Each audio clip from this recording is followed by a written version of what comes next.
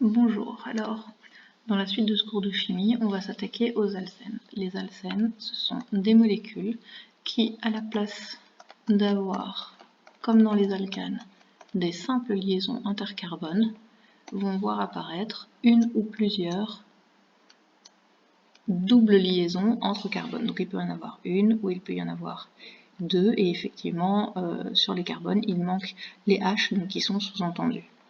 Alors cette liaison, donc on appelle la liaison pi. On dit aussi que ces alcènes sont insaturés car les carbones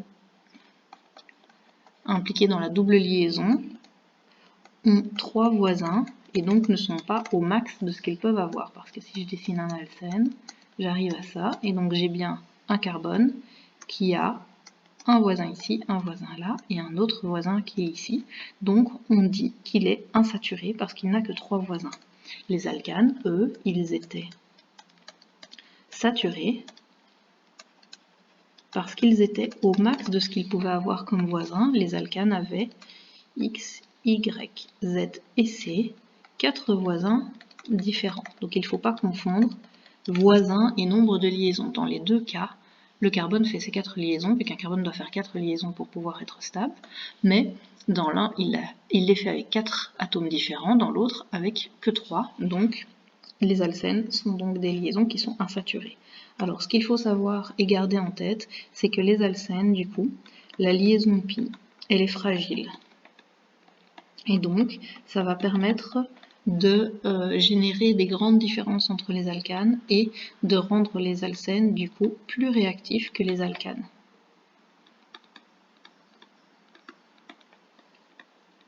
Donc si vous vous rappelez, on n'a pas fait de réactivité chez les alcanes parce que justement, les alcanes étaient très stables et donc ils avaient tendance à ne pas réagir. Donc même si c'est vite fait un peu simplifié, les alcènes, eux, par contre, vont pouvoir réagir. Alors au niveau de la nomenclature des alcènes, c'est relativement facile parce que c'est la même chose que les alcanes, sauf que le ane va devenir un N, donc on enlève le ane et on enlève le N, et que juste avant ce N, on va devoir mettre le numéro de position de la double liaison. Sinon pour le reste, tout est pareil qu'aux alcanes. La formule générale, comme on a une double liaison qui apparaît, la formule des alcanes, si vous vous rappelez, c'était CNH2N plus 2 pour le H de droite et de gauche qui fermait donc l'octet des deux carbones des extrémités. Ici, comme on a une double liaison qui apparaît, si je fais apparaître une double liaison dans une molécule, ce qui va se passer, c'est que ma double liaison va évincer deux hydrogènes. Donc, j'arrive bien à une formule générale pour les alcènes qui est de CnH2n. Donc ça, déjà, ça permet de reconnaître des alcanes, des alcènes. Donc ici, parmi les molécules suivantes, lesquelles sont des alcènes? Eh bien, le 4 et 8, oui, celle-là non, c'est un alcane, 5 et 12 non plus, et 7 et 14, ça l'est. Donc, si on se penche sur la nomenclature, donc j'ai dit, le suffixe al est remplacé par le suffixe n, le préfixe du nombre de carbone ne change pas, donc si on est ici, c'est toujours les mêmes règles, on prend cette molécule-ci, on a 1, 2, 3, 4, 5 carbones, donc ça devient un pente, et alors on va numéroter 1, 2, 3, 4, 5, 1, 2, 3, 4, 5. Pour numéroter la chaîne en partant, donc pour la double liaison, c'est toujours dans le sens de la lecture. Donc dans le sens de la lecture, la double liaison est attachée au carbone dont on part. Donc si je pars par ici, la double liaison est sur le carbone 2. Si je pars par là, la double liaison part du carbone 3. Et on va prendre celle qui est la plus petite. Donc ça va devenir du pente 2 N. On écrit ça aussi parfois 2 pentène. Ça dépend. Et donc attention, la double liaison devient prioritaire pour la numérotation de la chaîne.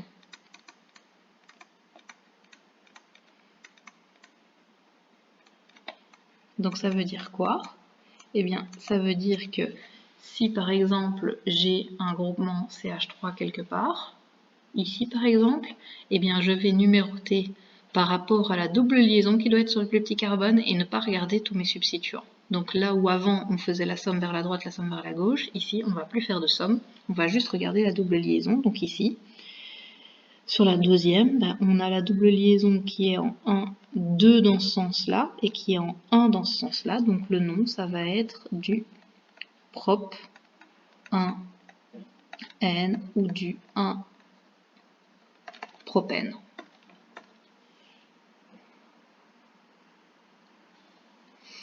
Alors, si on a deux doubles liaisons maintenant, eh bien ici, on va devoir faire la somme cette fois. Donc on n'aura pas le choix. Donc je vais faire la somme dans ce sens-là d'abord. Je suis en 2, 4, 5, 6, 2 plus 6, ça fait 8. Et la somme dans l'autre sens, je suis en 1 et en 5. 1 plus 5, ça fait 6. 6 est plus petit, donc je vais bien dire que j'ai sur le carbone 1 et sur le carbone 5. Donc ça donne du hept 1,5 diène ou du 1,5 hept diène. Alors parfois, comme vous le voyez ici, il y a un A qui vient se glisser parce que hept diène c'est un peu compliqué. Donc voilà, mais on peut laisser tomber le A sans aucun problème.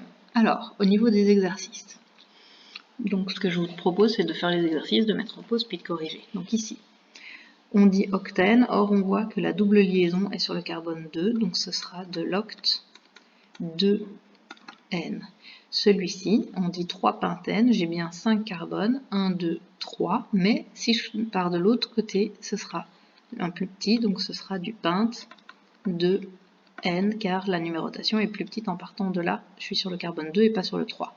Et ici, du butène, c'est pour 4 carbones, je n'en ai que 3, donc c'est du 1 propène ou du prop 1N, en sachant que les numéros 1 généralement peuvent être laissés tomber. Alors dans l'autre sens, cette fois-ci j'ai du butène, donc c'est du but, et la double liaison part du carbone 1 dans ce sens-là, du 3 dans l'autre, donc c'est du but 1N ou du butène. Ici, 1, 2, 3, 4, 5, 6, 7, donc c'est du hept, ça part du 2, donc du hept 2N, et là, 1, 2, 3, 4, donc c'est du but, et je pars du 1 et du 3 et du 1 et du 3. Donc là, cette fois-ci, par contre, la numérotation est la même dans les deux sens. Il n'y a pas d'autres substituants. Par exemple, s'il y avait eu un CH3 ici, alors je serais repassé et j'aurais compté. Si par exemple, ici, j'avais eu un CH3, eh bien, j'aurais choisi la numérotation comme ça pour mettre ce CH3 sur le plus petit carbone. Mais ici, comme les deux sont identiques et que je n'ai rien d'autre sur ma molécule, les deux noms vont se valoir. Ce sera du but 1, 3, diène. Mais donc, attention, si par contre il y a une ramification sur ma chaîne ou un substituant avec des chloros, des bromos, des aminos, si la règle des doubles liaisons ne me permet pas de trouver parce que dans un sens c'est 1 plus 3 et dans l'autre c'est 1 plus 3, alors je vais repartir à la règle d'avant qui était je fais la somme des substituants dans un sens et dans l'autre. Donc là, le nom de ce truc-ci, j'aurais numéroté en passant par là, car le méthyle est en 2 et plus en 3, et ça aurait donné du 2-méthyl but 1,3-diène. Alors pour dessiner, c'est pas beaucoup plus compliqué, donc du 2-hexène, on commence par dessiner les carbones, 1, 2, 3, 4, 5, 6, en 2, 1, 2, on met la double liaison, et puis vous mettez les hydrogènes qui manquent, il en faut 3, il en faut 1, 2, 2 et 3. Décène, 1, 2, 3, 4, 5, 6, 7, 8, 9 et 10. Le 1 comme ça, donc j'ai un CH2 ici, un CH, et puis des CH2, et un CH3 au bout, et du 2,4 octadiène, donc le octadiène, donc de nouveau le A peut être entre parenthèses, 1, 2, 3, 4, 5, 6, 7, 8, en 2, 3, en 4, et je mets les H qui manquent, H3, H2, H2, un seul H parce qu'il fait 3 liaisons, un seul H, un seul H, un seul H et H3. Alors les alcanes ramifiés cette fois, eh bien c'est la même chose vu que je l'ai déjà vite fait là-bas au-dessus. Donc cette fois-ci, attention, la double liaison là, donc où les doubles liaisons doivent être portées par la chaîne principale.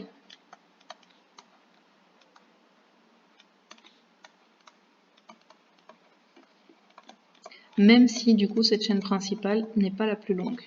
Donc je m'explique, si par exemple j'ai une chaîne 3, 4 et que ici j'ai un CH2, CH2, CH3, cette chaîne-ci est bien la plus longue, mais comme les doubles liaisons doivent être dans la chaîne principale, eh bien c'est cette chaîne-ci qui sera prise comme chaîne principale. Attention qu'il manque les hydrogènes, donc là il faut 2 H, 1 H, 1, 2, 3, 4 et 2 H, donc ce sera quand même cette chaîne-ci qui sera la chaîne principale.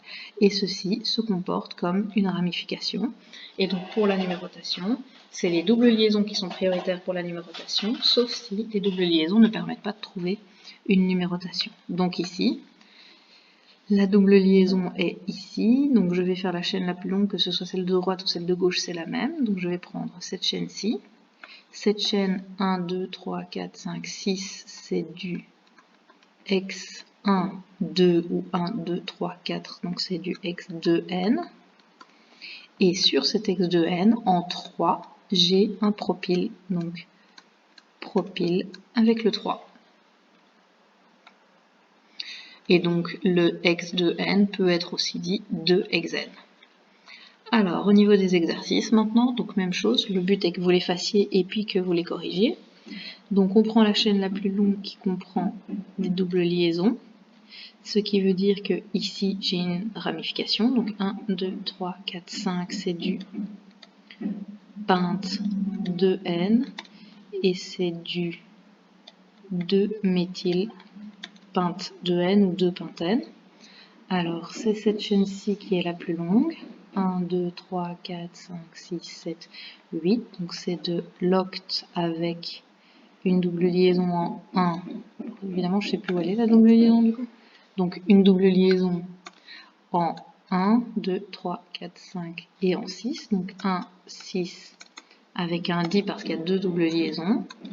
Et j'ai en 3 du 3,3 diméthyl et un éthyle en 1, 2, 3, 4, 5. Et rappelez-vous, l'éthyle se met avant le diméthyl parce que par ordre alphabétique, E vient avant le M. Ici, donc même chose. Donc j'ai 1, 2, 3, 4, 5, 6. C'est donc de l'ex N. La double liaison est située en 1, 2, 3 dans ce sens-là, 1, 2, 3 dans ce sens-là. Donc la double liaison ne permet pas de trouver de numéro. Elle est de toute façon en 3. Donc pour numéroter la chaîne, on va numéroter en partant, en utilisant les autres règles. Donc la règle ici et ici.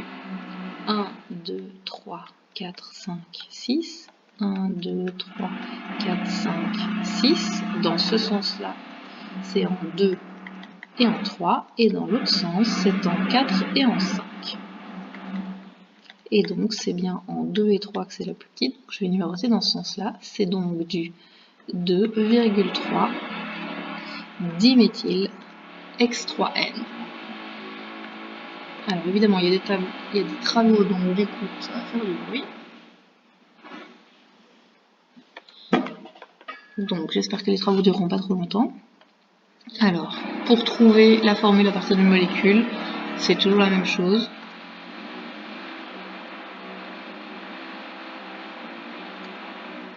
Alors, on prend la chaîne principale, on dessine le nombre de carbone. Donc j'ai du hept. 1, 2, 3, 4, 5, 6, 7.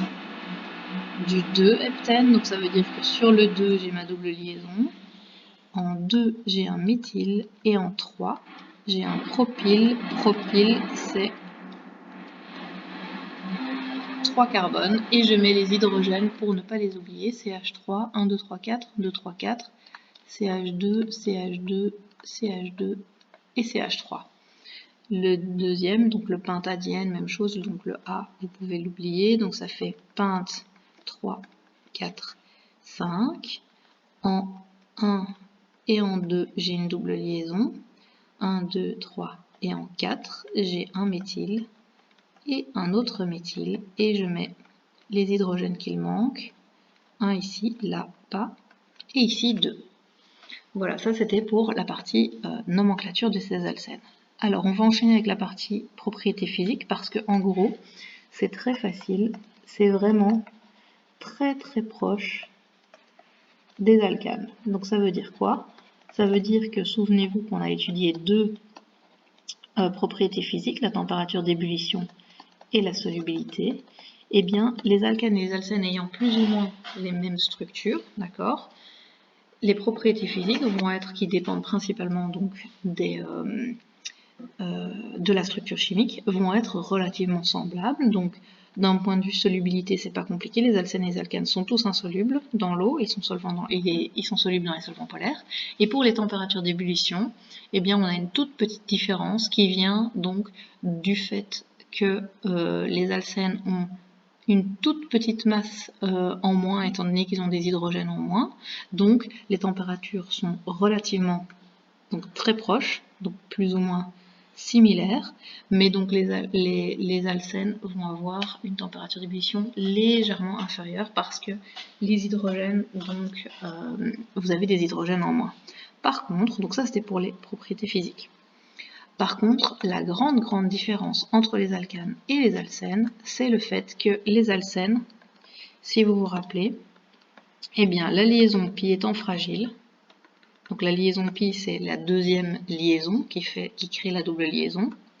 Comme cette liaison pi est fragile, eh bien les alcènes, ils vont pouvoir réagir, alors que les alcanes ne pouvaient pas réagir, ou en tout cas réagissaient moins. Et ce qu'on fait comme type de réaction avec les alcènes, principalement, c'est des polymères. Alors un polymère, c'est quoi? Un polymère, c'est une longue chaîne de quelque chose qu'on a polymérisé, c'est-à-dire qu'on a pris plusieurs fois. Donc si je prends par exemple de l'éthène, donc eth de carbone, N avec une double liaison, cet éthène, ce qui va se passer, c'est que je peux casser la liaison pi. Donc j'ai une liaison normale, qui est la liaison sigma qu'on a étudiée l'année passée dans le chapitre des liaisons chimiques, et j'ai une liaison pi. Et bien cette liaison pi, elle va pouvoir se casser, et elle va être utilisée pour attacher les molécules, enfin le monomère, à un autre monomère. Donc c'est-à-dire que, grosso modo, parce que c'est avec des procédés qui sont plus complexes, mais donc cette liaison va se diviser et va être utilisée pour attacher, faire une liaison avec un autre électron d'un autre monomère. Et ici, même chose, donc cette molécule-ci s'est cassée. J'ai un autre monomère à côté qui va faire pareil, donc où la liaison s'est aussi cassée.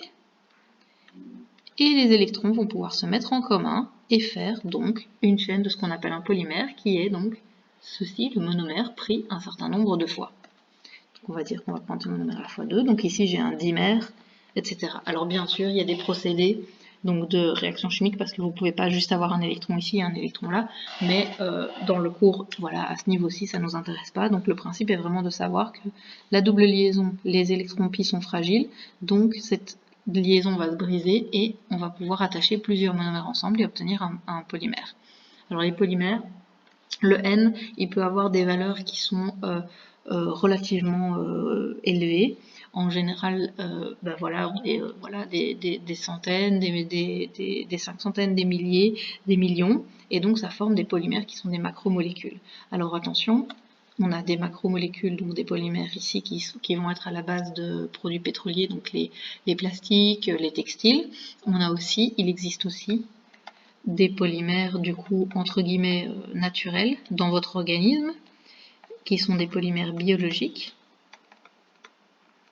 comme par exemple l'ADN qui a un polymère, ou les protéines qui sont des polymères d'acides aminés ou de nucléotides. Donc on peut faire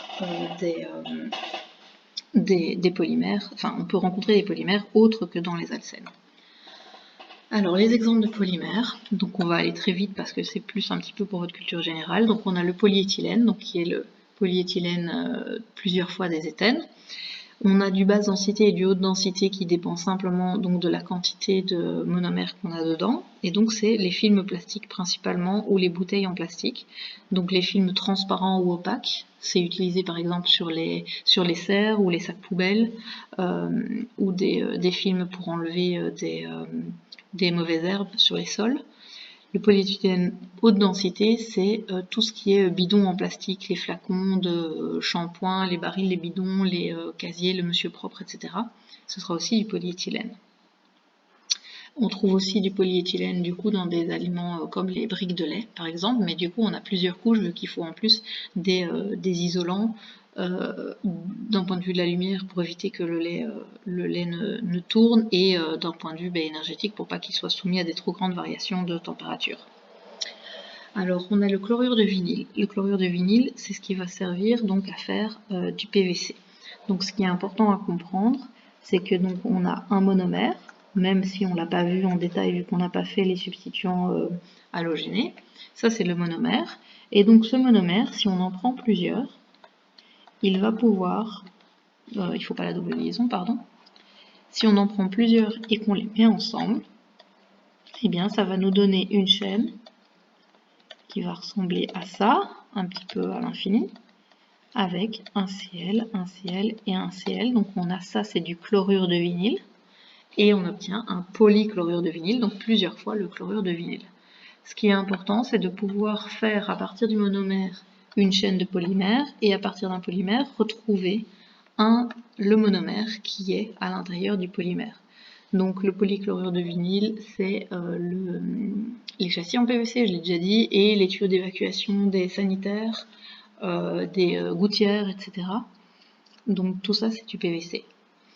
Alors le polystyrène, c'est une molécule qui est un peu plus compliquée, avec un benzène qui vient se greffer sur un alcène. Mais donc de nouveau, si je vous donne un monomère, vous devez être capable d'écrire le polymère qui va en être dérivé. Et donc pour faire ça, eh bien, il faut prendre le monomère et le répéter le nombre de fois que vous avez envie, ou éventuellement le nombre de fois où je le demande. Et donc recopier le polymère sans la double liaison. Et donc vous avez bien le monomère ici et le polymère qui est ici avec ici un schéma qui se répète. Donc le polystyrène, il en existe deux types. Donc c'est le polystyrène expansé qui est utilisé pour faire la mousse qui isole les châssis. Donc elle va gonfler et donc remplir tous les trous et servir d'isolant. Et on a aussi le polystyrène donc qui n'est pas expansé, qui va être en gros un plastique dur comme des pièces dans les voitures, les planches des toilettes. C'est la frigolite aussi. Donc voilà, ça vous étudiez juste un exemple ou pas des objets en polystyrène. Voilà, donc ça c'est les objets en frigolite comme quand vous achetez à manger, vous faites livrer à manger, donc les hamburgers dans des espèces de trucs en frigolite, c'est du polystyrène expansé. Et on a des objets aussi donc en plastique dur qui vont être des objets en polyester, en polystyrène pardon.